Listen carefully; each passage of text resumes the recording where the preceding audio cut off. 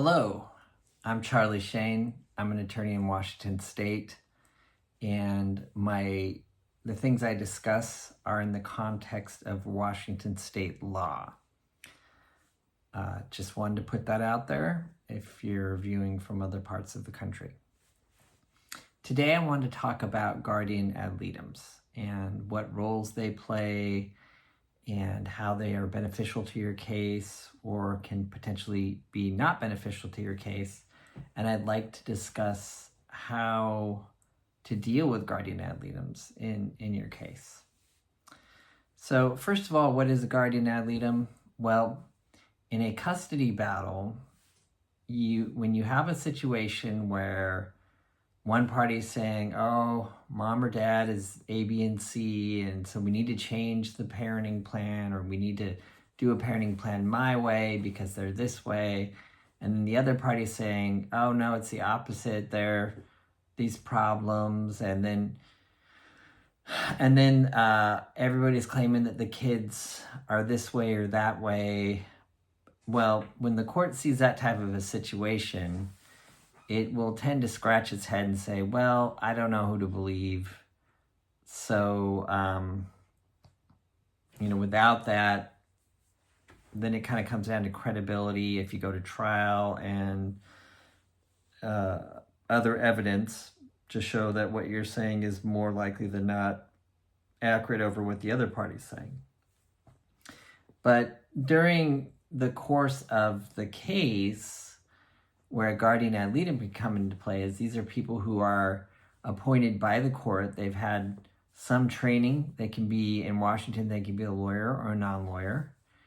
And these people will come in and they're supposed to act as a neutral third party who advocates for the child's best interest and not for one parent or the other. And what the guardian ad litem does is they'll go in, they'll talk to the parents, they'll observe the parents with the child, they will look at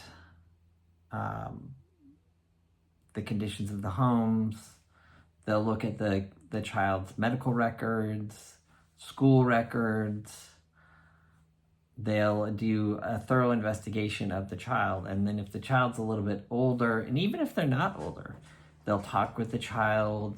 They'll sometimes look at the child's preferences, and then they'll write a report based on their investigation.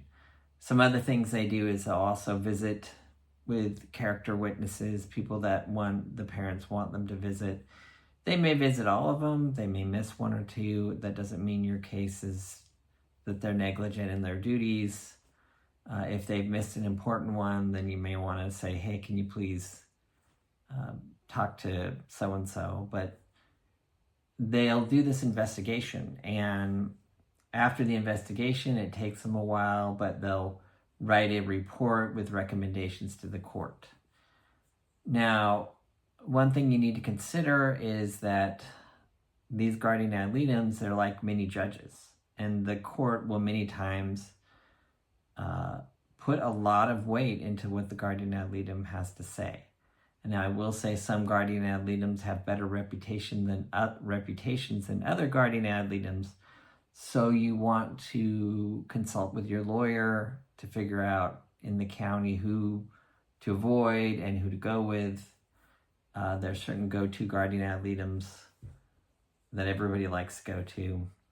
But one thing you also want to consider too is that some of these guardian ad litems are slower than molasses, and they will take forever to write these reports. So you want to be cautious of that, especially if you're in a hurry. You want to make sure the guardian ad litem is available. They can do a report sooner rather than later. And some of them are certainly better than that than others, and your attorney can guide you to the best guardian ad litem for that case. Also, your attorney should take an active role in talking with the guardian ad litem, letting him or her know kind of what's going on, making sure that they have the documentation that they need, keeping them apprised of situations that are occurring. And you will want to make sure as well that the guardian ad litem is your best friend.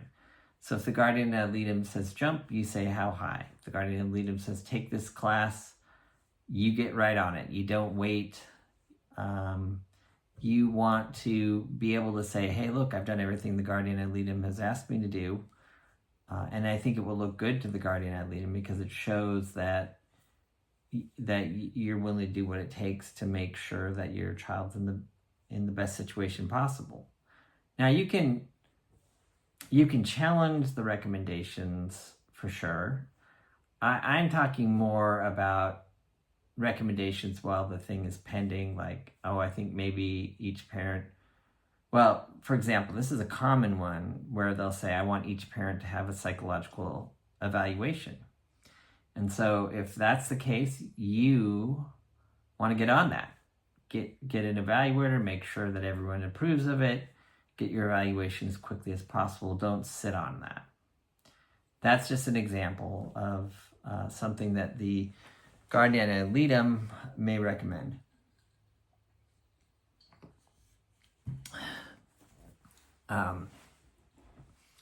Now, when the guardian ad litem does a report, you may agree with it, you may not agree with it. These guardian ad litems are like mini judges. I will say that sometimes, depending on the judge, they may just completely ignore the guardian ad litem when you get to trial and say, I don't agree with that, I think it should be this way. That happens as well. It's less common, but I've seen it happen before. The nice thing about a report, though, is that it kind of sets, okay, this is what they're going to recommend. A judge may, more likely than not, go with this report, and it puts you in a better posture, for good or for bad, to try to resolve the case, hopefully for good. So it's great. Guardian ad litems are great in that they can get that report out. They sort of have this neutral perspective of what's going on with the case. One thing that people often ask is, because part of the guardian ad litem duties is to frequently to figure out, what does the kid want? And then with that, sometimes you have the problem of one parent kind of trying to pitch or push the kid into saying what they want that kid to say instead of what the kid really wants to say or what the kid's really thinking of. One thing that frequently people will ask is, well, what's the law regarding what kids want?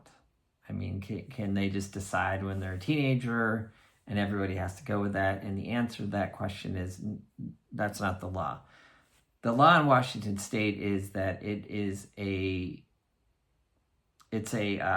aspect of deciding where kids should go, but it's not dispositive. Or just because the kid says, I want to live with mom or I want to live with dad, doesn't mean that the court has to do what the kid wants. So it's a part of it. Now, in reality, what I've noticed, especially as kids get older, is, let's say you have a parenting plan and the kid all of a sudden says, you know what, I can't stand going to the other parents all the time. I really only want to go once or twice. And you encourage the kid, you say, no, that there's this parenting plan, you really got to go. You got to follow it. The kid says, no, I only want to go once or twice, or I only want to go after school, or whatever the kid wants to do. And so the other parent, in the meantime, is feeling disgruntled because they want to see the kid, and the kid's not following the plan, and the other parent isn't, from their perception, not pushing them to follow the plan as much. And so that parent tries to hold the other parent in contempt for not following the parenting plan. And my experience is that frequently the court they really struggle with this, because let's say it's a 15, 16-year-old kid, and realistically forcing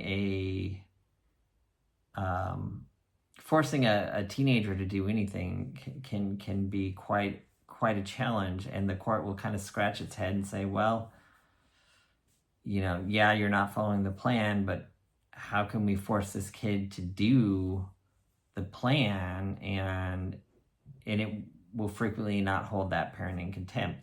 And so effectively, the kid has vetoed the plan, and it becomes very difficult to enforce in a lot of situations. So that's something to think about as the kids get older.